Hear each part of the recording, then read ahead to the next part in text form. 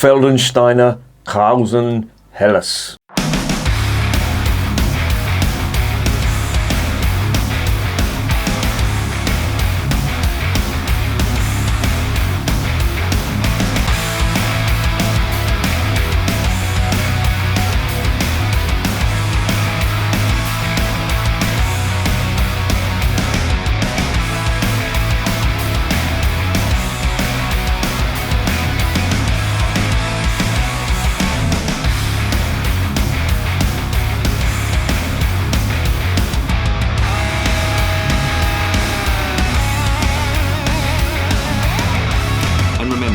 Life is too short to be drinking shitty beer.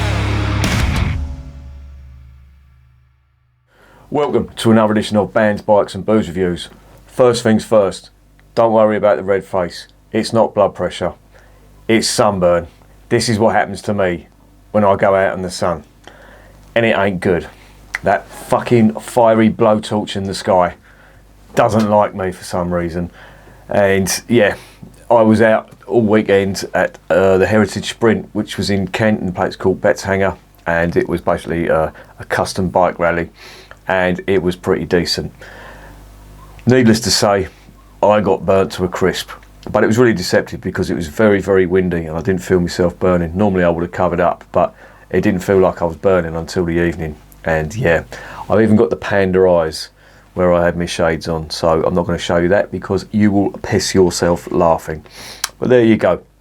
That's what happens when you've got anemic paddy skin.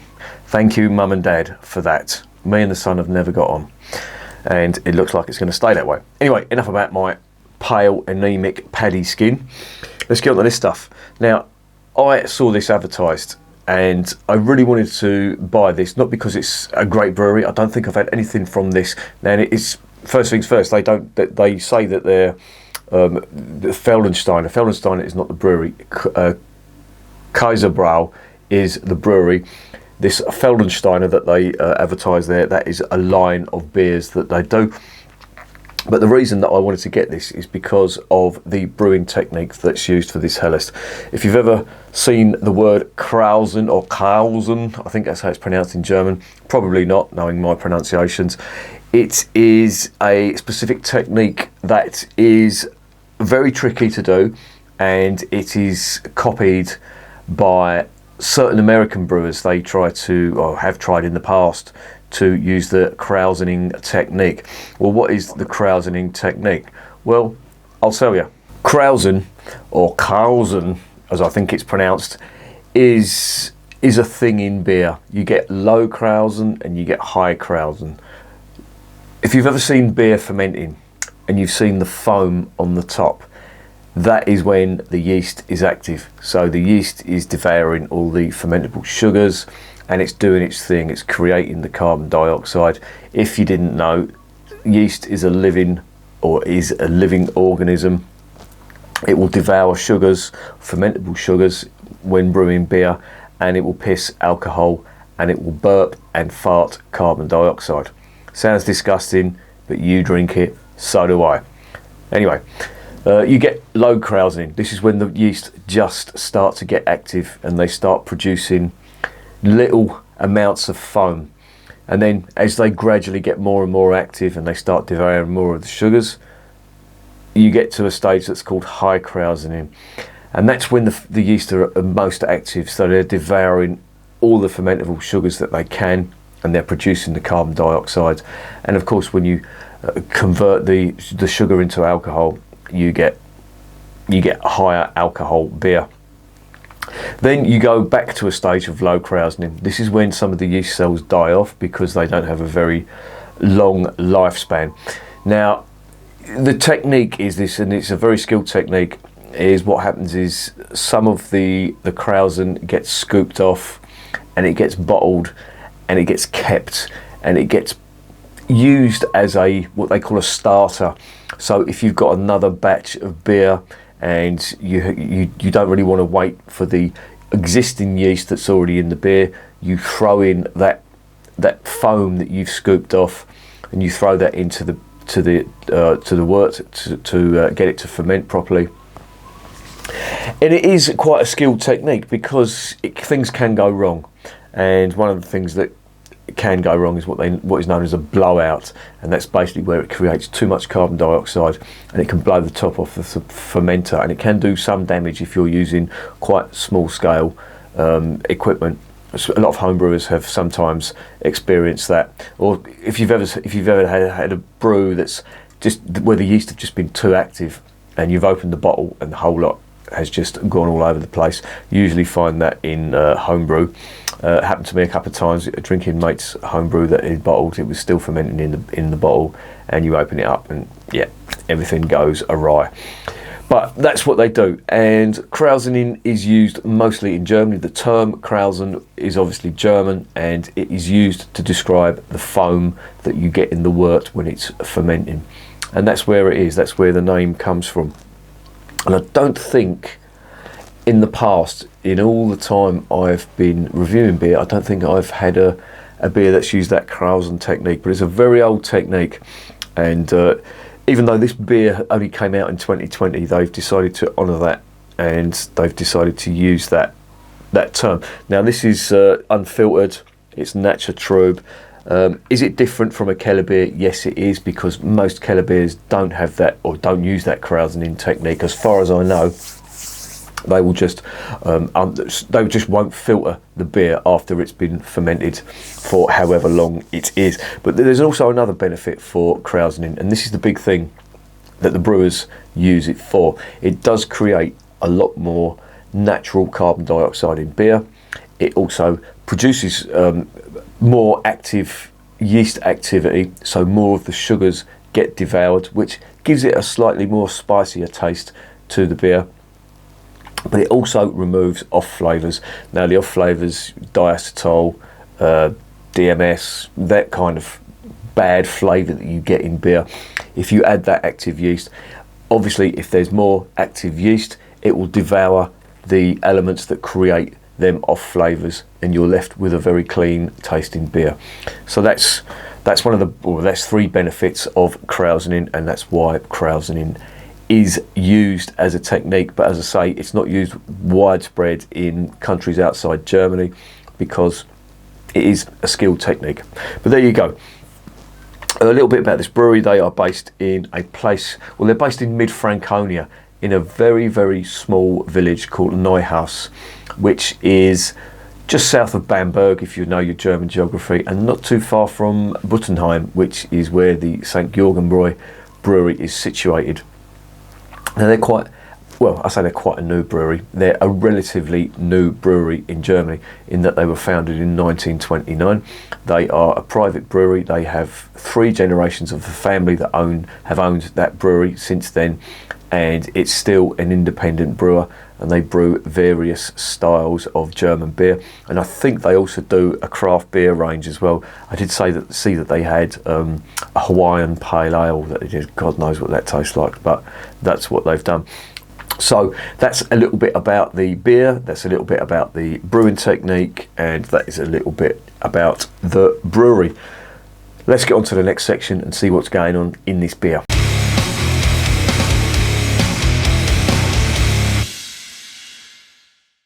Right, unfortunately there is no brew sheet on this beer, but they do make a point of saying that they use beer from their own well. A lot of the breweries in Franconia have their own wells. This is based near Swiss Franconia, as I say, not too far from Bamberg and Buttenheim. It also, when I say Swiss Franconia, I don't mean that it's near the Swiss border. Swiss Franconia is a term that's given to that region of Franconia because the landscape very much resembles Switzerland, and if you've ever been to Franconia, you'll know what a lovely place that is. I've been there and was absolutely blown away. I think I might be going there again in September. I'll see if I can put a few short videos up while I'm over there as well, flying into Nuremberg. I'm not going to Munich, but there you go. Yeah, as I say, they use their own well to get the water for this beer. The malt is all grown locally from local malt suppliers, as are the fine aroma hops that they use in their beer, but unfortunately they don't give a specific brew sheet on this beer to say what hops they've put in there. So it's going to be a guessing game. So let me see if I can actually guess what's in the beer. Well, I'll give you a taste profile anyway. So, without further ado, let's open it up. Let's see what's going on.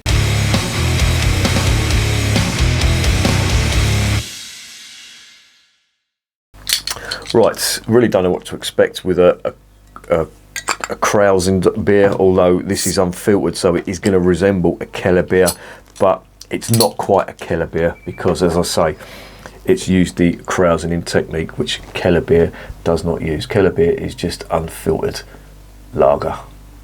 There you go. There's the cap. Let's get it a little bit into a glass. I have to say, I can smell some of that already, and it smells tangy. So this is going to be interesting.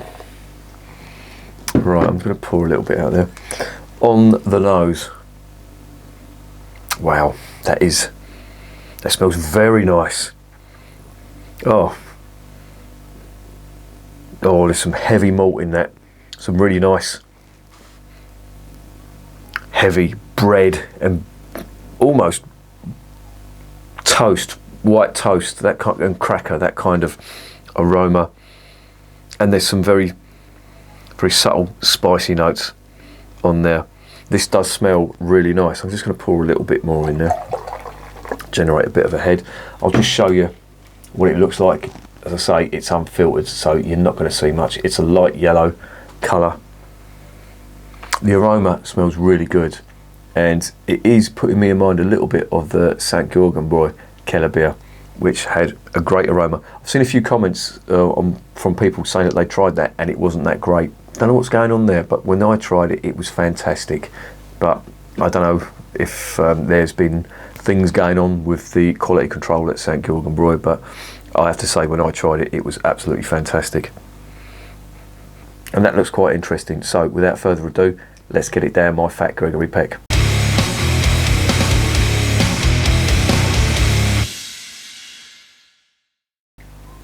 Zum Wohl, as they say in Germany.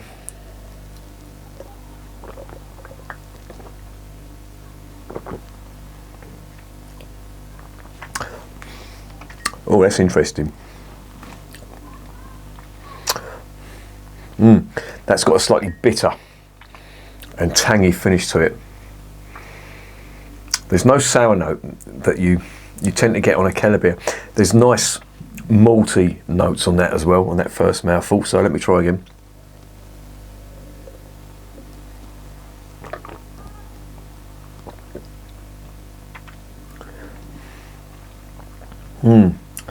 Quite bitter and tangy on the tongue, on the palate, but the finish is quite long, and that's where you get the real bread and cracker type flavour, and it's long and it's late on the finish, but it's quite nice, quite full bodied as well. There is a lot of body on this.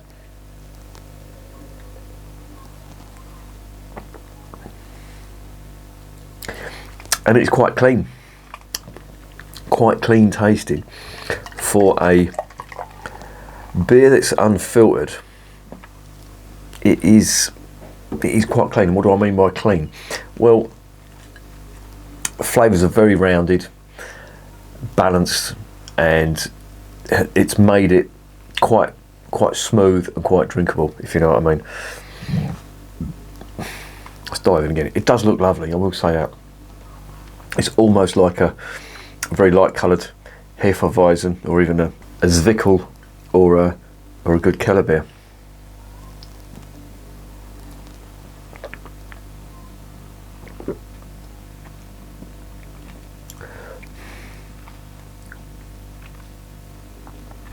Bitterness on the palate, almost like a Pilsner, quite spicy,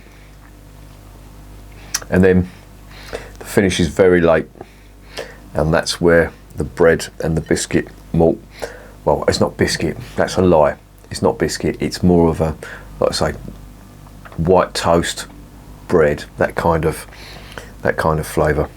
But it's nice. I mean, it's not outstanding, I will say that. The aromas promised quite a lot, but this has settled down to a quite a drinkable, full-bodied. Yes, it is a Helles, so it's an unfiltered Helles, you could argue that it's a Keller beer, as I say, but because they've used that Kräusen technique, I don't think it really qualifies as a Keller beer.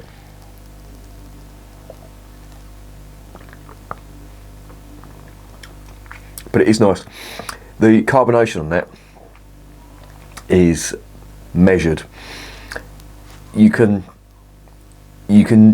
get the very slight aggression in it, but I think where the body is with this, where it's been unfiltered, I can't see any yeast sediment in there. I imagine because you've had so much active yeast in there that it's not left any flaws.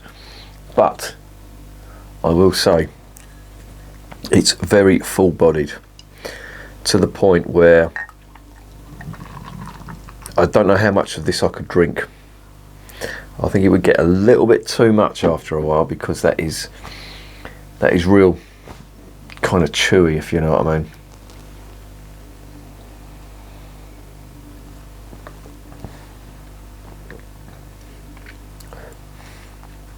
But there is a slight tanginess to it.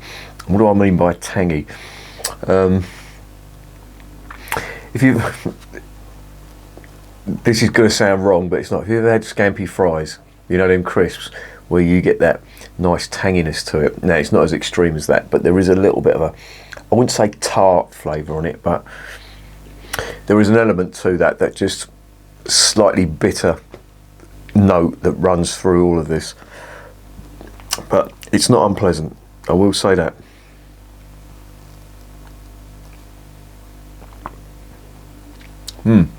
Yeah, that's really nice. I do like that. That's a good one.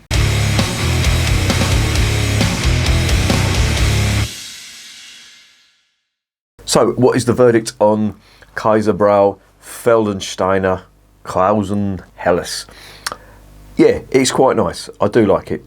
Very full bodied. That's the big takeaway from that. Flavours are balanced, and then flavours are quite a bitterness on the palate, and then the big malty aftertaste, and it all mingles together to give a very drinkable beer. However, as I say, the body on this is big, and I'm assuming that's because it's unfiltered, and despite it being that, it does taste quite clean. There's certainly no off flavours in that. Its flavours are a little bit subdued. I would expect just a little bit more flavour from that, but it isn't that bad.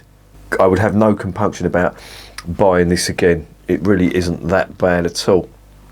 And as I say, in all these Bavarian videos, especially from the beers from Franconia, you have to be good at what you do, because you just won't last in that region, because the competition is fierce. You're competing with like 250 plus breweries in that region. I think that was the last count. But this is good, and they're quite a small concern, so you may be able to get this in the UK. There are a few online retailers that do this. However, it did cost me £3.50, and I did get a heads up from a subscriber saying that there was I think it was called Rainville Superstore. I think that's what it was. I'll put the name here. They were quite good, actually. They had a beer that I chose, but it was out of date, so they sent me two Paulaner Dunkels as a consolation, and also gave me the out of date beer as well. And the out of date beer, I think it was a doppelbock, so it's not really going to affect it that much, I don't think, not with that high alcohol content. But that was good, a good one from them. They did ring me up and actually told me that that was the case, so they dropped that in there, and yeah, I enjoyed them two Dunkels. They were very nice indeed.